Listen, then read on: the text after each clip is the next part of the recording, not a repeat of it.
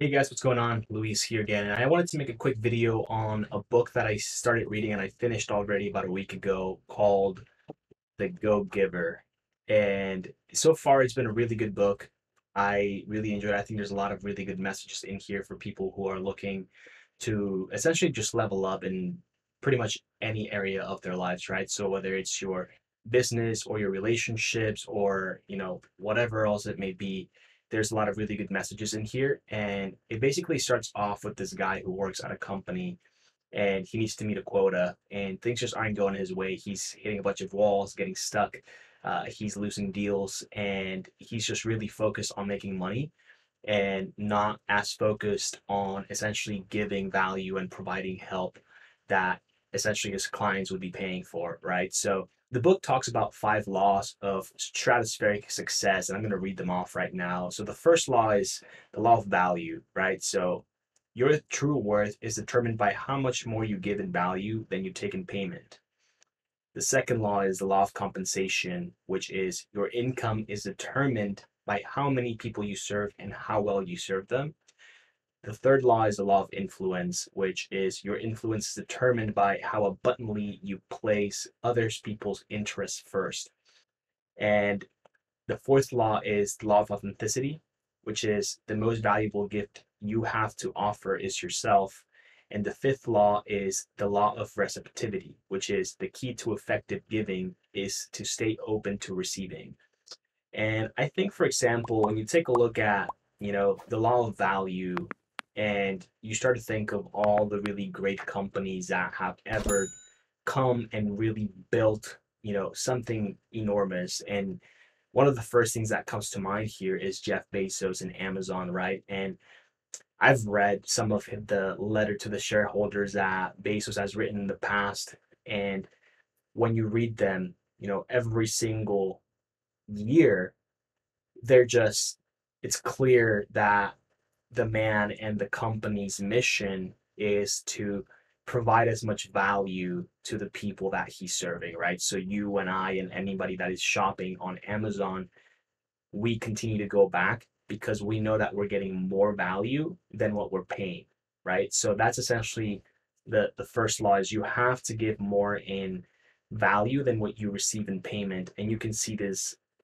across the board with multiple companies that are at that level. And obviously with other companies that aren't at that level, think of all the companies that you go to and you keep going back regardless of how much you have to pay them because you know that you're getting more in return for that. It's essentially just a bargain at that point. The law of compensation.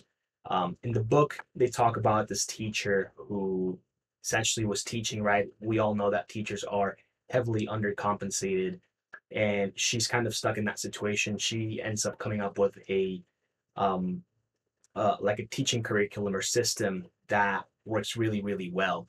But the problem is that she is only able to teach anywhere from 20 to 25 kids at a time, right? So the law of compensation, right, is directly attributed with how many people you serve. So if you're able to provide that same value that you're giving your all to hundreds and thousands of people, you're going to be compensated appropriately.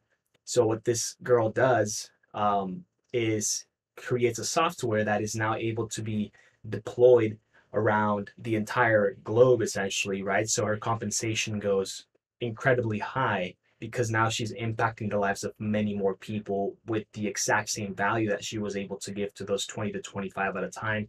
Now she's able to do it to millions of students. Then you have the law of influence, right? Your influence is determined by how abundantly you place others people's interests first. And one of the things that I found incredibly interesting in this book was, and it is just true, right? When you think of influential people, you think of people that have money that are already at that certain level, right? So think of like Elon Musk or Jeff Bezos or Steve Jobs or Tim Cook or many other great entrepreneurs and just individuals, and you think they're influential because they have those things, but in reality, they're influential because they were putting others people's interests first, and that is what brought them the influence that they have. So it's actually a kind of a paradox in reality because it's a little backwards. And then you have the law of authenticity, right? So the most valuable gift you have to offer is yourself, and you can see this across the board too with people that are successful is they are vulnerable, they give themselves, they give all that they have, and that just creates that feeling of you're able to trust those people, you're able to give them things, you're able to you know just trust them with a lot of different things, which is really cool.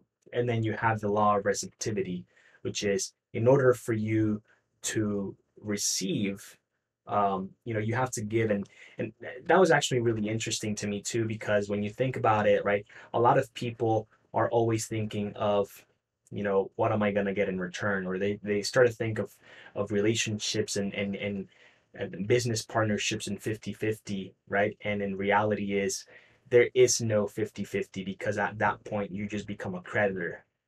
And when you give your all, you're almost certain that you're going to receive in return, but you have to be open to receiving. I love this book. If you guys, want to kind of read a really good story, I think you're going to enjoy it a lot. Um, Take a look at it, read some reviews. Let me know what you think in the comments. If you have any questions about the book, any comments about the video, whatever it may be, make sure to let me know. And yeah, if you learned anything, make sure to subscribe, to like the video. And I hope you guys enjoyed. Here's what it looks like again. And I love this book, definitely a classic. And I hope you guys like the video. Take care.